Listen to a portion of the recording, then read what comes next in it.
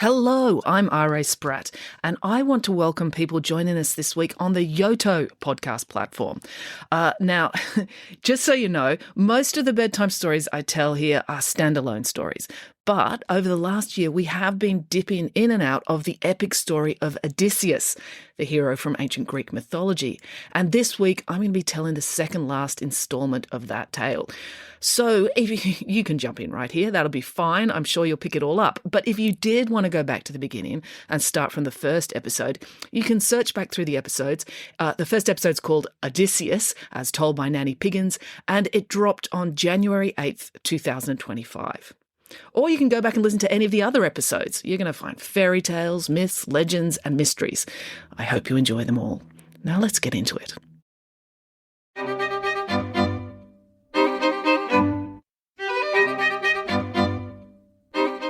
Hello and welcome to Bedtime Stories with me, R.A. Spratt. Today's story is Romeo and Juliet, as told by Nanny Piggins. Here we go. Nanny Piggins, Boris and the children had just got home from the police station. None of them had been arrested, not this time. Nanny Piggins had been dropping off a bribe. You see, the police sergeant was fond of her shortbread cookies, and by fond, I mean powerlessly in the thrall of their deliciousness. So she liked to drop off a batch with him periodically as a preemptive bribe, before she'd even done anything wrong. Then, on the occasions when she did slightly stretch the limitations of legal behaviour, such as blasting herself out of a cannon into the local swimming pool for the amusement of all the neighbourhood children, which was delightful to them, but not so much for the octogenarians doing laps in the slow lane, who had not anticipated a pig cannonballing into their midst. On occasions such as this, she rarely had any shortbread cookies on her person. Sadly, swimsuits never have waterproof cookie pockets, a design flaw they really should look into. So she never had any to give the police sergeant when he arrived. Therefore, it was better to just regularly drop some cookies off so that his blood sugar never dipped low enough for him to be very angry with her. Anyway, they had just returned from one such trip when Samantha went to her nanny with a question. "Nanny Piggins, are you familiar with the story of Romeo and Juliet?" asked Samantha. "Yes, why?" asked Nanny Piggins. "Surely your school cannot intend to put on such a morally bankrupt play." "Well, actually, yes they are," admitted Samantha. "Good gracious me! Quick, fetch me some chocolate," said Nanny Piggins. "I've never been so shocked in all my life. And I once accidentally walked into the clown's tent after they had taken off their makeup, so I have seen some deeply shocking things." "They're getting us to perform it for the end-of-year concert," said Samantha. "They thought it would be educational." "Oh, only in the way that getting hit by a bus is educational, because it makes you never want to set foot out of your own home again," said Nanny Piggins. "Well, what's wrong with Romeo and Juliet?" asked Michael. "I thought it was a famous, well-regarded play." "Ha! Pifflesticks," said Nanny Piggins. "That's just what theatre critics and literary experts say. Anyone with half an ounce of common sense, which excludes all theatre critics and literary experts because they didn't even have the good sense to get a proper job, anyone with common sense can tell you that it's a dreadful play about dreadful people doing dreadful things." "Well, so's The Young and the Irritable," said Derek, "and that's your favourite TV show." "True," conceded Nanny Piggins, "but everyone knows that daytime soap operas are dreadful and morally bankrupt. When highbrow theatre geniuses like Shakespeare do it, it's just plain wrong." "So you're offended by the immorality of Romeo and Juliet?" asked Derek. He wanted to clarify. Sometimes it was hard to understand why Nanny Piggins was upset about something. It might seem that she was morally offended, but then turn out she was just upset because she hadn't had a slice of cake for 2 hours. "Of course! It is a dreadful, morally bankrupt story about how that wicked young man, Romeo, tormented my poor cousin Juliet," said Nanny Piggins. "Your cousin?" asked Michael. "Yes," said Nanny Piggins. "Juliet from Romeo and Juliet was your cousin?" asked Michael. "Yes, that's what I said Nanny Piggins. Her full name was Juliet Piggins." "I thought Juliet was Juliet Capulet," said Samantha. "Well, you know what we Pigginses are like," said Nanny Piggins. "When you're this staggeringly good-looking, gorgeous, and good at baking cake, you constantly have to change your name to evade the agencies." The crime prevention agencies, asked Derek. No, the modelling agencies, said Nanny Piggins, constantly wanting you to model the very latest outfits from all the leading designers in Europe. So Juliet was a cousin of yours, said Michael. Yes, of course, said Nanny Piggins. Think about it. Romeo fell head over heels, murderously in love with her at first sight, married her within 24 hours, and was dead within a week. You have to be seriously good-looking to make a man do that. So of course she was a Piggins. It sounds a bit grim, said Samantha. That's what Juliet thought too, said Nanny Piggins, which was why she didn't want to have a bar of him. She wasn't interested in Romeo, asked Michael. Not at all, said Nanny Piggins. Oh, you'd better tell us the real story of Romeo and Juliet then, said Derek. All right, agreed Nanny Piggins. It's probably for the best. You don't want to wind up in that predicament yourselves. If you ever find yourself having a love affair so astonishing that a playwright wants to take notes on you, that's a good sign that you should run away and join the French Foreign Legion immediately. Now, where shall I begin? I know, the beginning. It all began several hundred years ago in Italy, when my dear cousin Juliet was doing nothing much at all, just sitting around the pensione looking fabulously beautiful, as you do, when her parents decided to throw a party. Obviously, she wanted to go to the party because party means cake.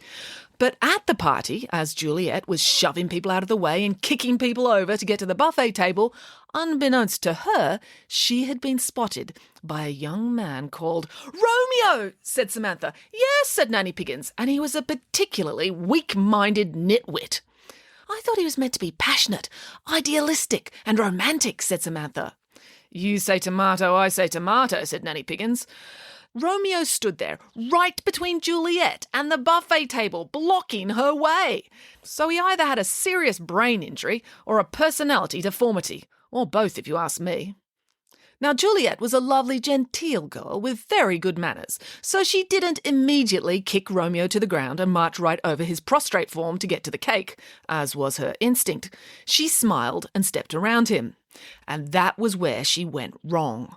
You see, Juliet was staggeringly good-looking at the best of times, but when she smiled, her face turned into a supernova of beauty. It's a wonder Romeo's brain didn't explode.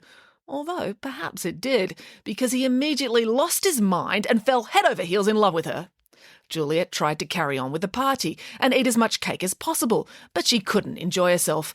Romeo kept following her around like a great gormless drip. When she finally went to bed that night to get some much-needed rest after a hard night of cake eating, there was Romeo, hanging on the trellis outside her window, saying some of the most ridiculous things she'd ever heard. And to make matters worse, it was all in rhyming couplets. Like what? Asked Michael. He compared her to a summer's day, exclaimed Nanny Piggins. I mean, she was a pig. So of course she was 1,000 times better than a summer's day, or a rose, or any of the other ridiculous twaddle he came up with. It was most vexing. It's ever so hard to get your full 8 hours of sleep when a man deranged with love is outside your bedroom window spouting love poetry. What did she do? Asked Michael. What any sensible girl would do, said Nanny Piggins. Go outside and agree to marry him, said Samantha. Please, said Nanny Piggins. No, she rang her lawyer and applied for a restraining order, because if hanging on a trellis outside a girl's window isn't stalking, I don't know what is. But Romeo wouldn't take no, niet, nein, non, nay, ie, boo, or any other variation on the negative for an answer. Because he was so in love, said Samantha. Yes, perhaps because he was so in love with himself, said Nanny Piggins. He was so proud of how much he loved her, more than anyone ever loved anyone. But it was just narcissism. It was sickening. He kept hounding Juliet, telling her how much he loved her and wanted to marry her. But Juliet wasn't interested in getting married, said Nanny Piggins. She hadn't even seen all the movies in the MCU yet. She'd never been to Paris and eaten her entire body weight in chocolate eclairs. She'd barely lived at all. She didn't want to settle down and get married yet. But she knew Romeo wouldn't take no for an answer, so she needed to come up with a cunning plan. Did it involve taking poison? Asked Samantha. No, that's just the melodramatic nonsense Shakespeare came up with, said Nanny Piggins. Juliet was much more sensible than that. She took a potion that would make her go to sleep, so that she could sleep through Romeo's tedious poetry whenever he came over to tell her how much he thought he loved her. The problem was, when Romeo saw Juliet asleep on her couch, he leapt to conclusions. He was not a terribly bright boy. I think all the poetry had had a corrosive effect on his brain. He thought she was dead. He also saw that she drunk from a vial of potion, so he took the vial and drank the rest himself. "Oh, no," said Samantha. "No, it was a good thing," said Nanny Piggins. "It sent him right off to sleep. He did snore a great deal, which was unpleasant, but far preferable to poetry." When Juliet woke up, she discovered Romeo's sleeping body. Then she realised she actually loved him, guessed Samantha. "No." Then she realised this was her chance to make a run for it while he was fast asleep, said Nanny Piggins. She got on a train to Interlaken in Switzerland, said Nanny Piggins, where she got a job as a ski instructor, and she lived happily ever after, teaching rich people how to plummet down mountains at breakneck pace, then recover from the shock by drinking hot chocolate. So she lived happily ever after. The end. Time for bed. "But that isn't the version Shakespeare told," said Samantha. "No, Shakespeare was a bit of a scoundrel himself," said Nanny Piggins. "He never did any research. I strongly suspect he was actually totally illiterate." "Then how did he write all those famous plays?" asked Derek. "Well, he had a very talented secretary," said Nanny Piggins. "Really?" said Michael. "She was also a relative of mine, as it happens," said Nanny Piggins. "Anne Hathaway Piggins. She didn't care for the limelight, though. She preferred to concentrate on her cake baking, so she let Shakespeare get the credit. But that is another story. Right now, it's time for bed. The end." That's it for now. Until next time, goodbye.